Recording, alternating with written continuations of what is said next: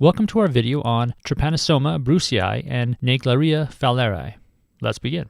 Here's an overview of the topics we will cover. Let's start with Trypanosoma brucei. During our discussion on Trypanosoma brucei, we'll go through its general features, clinical presentation, diagnosis, and treatment. This is a flagellated protozoan known to cause African sleeping sickness. It's endemic to Sub-Saharan Africa and is transmitted by the bite of infected tsetse fly. The clinical course of African sleeping sickness comprises two stages. Stage 1 is early or hemolymphatic stage.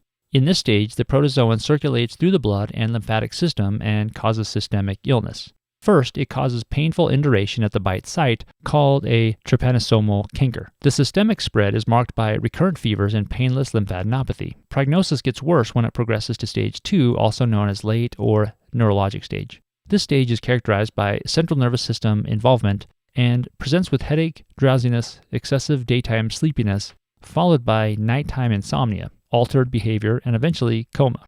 The parasitemia is detected by thick and thin blood smear, in which we use Geisma stain to visualize trypomastogotes. Canker or lymph node aspiration can also be done to detect trypanosomes. Lumbar puncture for CNS involvement is another helpful investigation.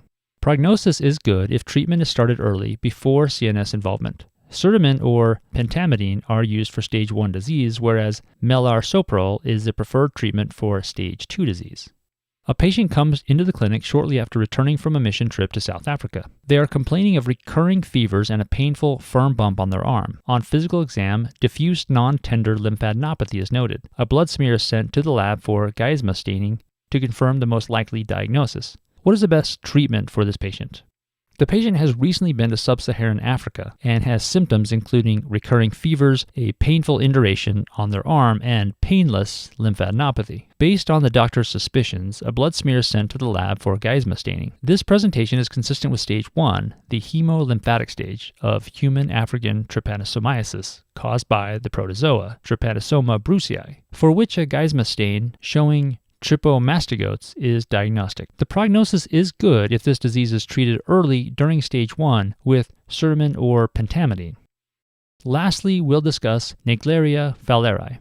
It's a free-living amoeba found in warm freshwater, for example lakes and ponds. During swimming in contaminated waters, the amoeba enters CNS through cribriform plate and causes primary amoebic meningoencephalitis, or PAM for short. The infection is rapidly fatal, with death occurring within 1 week of the onset of symptoms. Diagnosis is made by demonstration of amoeba through CSF analysis or brain biopsy during autopsy. There is no curative treatment. However, few cases have survived if given early treatment with amphotericin B along with aggressive supportive care. These are images of CSF specimen from a patient with amoebic meningoencephalitis caused by Naegleria fowleri. The arrows indicate amoebic trophozoites of Naegleria. A 27-year-old man is rushed to the emergency department following a seizure. His parents are with him and state that it is his third seizure this week and they're worried something is seriously wrong. They also say he has not been acting his usual self since these seizures began. On physical exam, passive flexion of the neck leads to reflex flexion of the hips.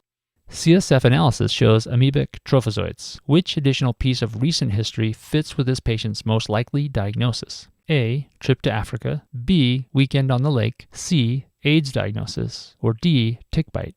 This man has a recent onset of recurrent seizures and behavior change. He has a positive Brudzinski sign as evidenced by the passive flexion of the neck leading to reflex flexion of the hips, which is indicative of meningeal irritation. At this point, it is clear that the patient has meningoencephalitis, but the cause cannot yet be discerned. However, CSF analysis shows amoebic trophozoites, which, when paired with the history, should make you think of Naegleria fowleri. It makes sense that this patient would have a recent history of weekend on the lake, making answer choice B correct. Answer choice A is incorrect because a trip to Africa could be a risk factor for Trypanosoma brucei, but not for N. fowleri. Answer choice C is incorrect because AIDS diagnosis would be a risk factor for opportunistic infections causing meningoencephalitis, such as tubercular or cryptococcal meningitis. Answer choice D is incorrect because a recent tick bite would be a risk factor for tick-borne encephalitis virus, not amoebic meningoencephalitis. And that concludes this section.